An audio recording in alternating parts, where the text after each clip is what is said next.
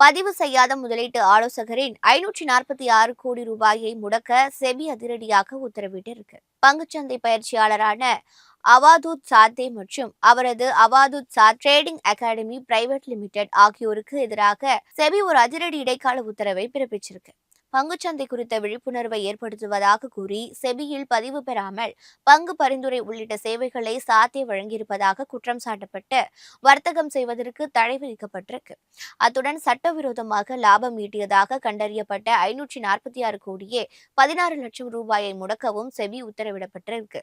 கடந்த 2008 ட்ரெய்னிங் அகாடமியை தொடங்கி பயிற்சி வகுப்புகள் எடுக்கப்பட்டு வருகின்றன. இதற்கு கிடைத்த வரவேற்பை வைத்து அந்த நிறுவனம் 17 மையங்களை ஆரம்பித்து பயிற்சி கொடுத்திருக்கு.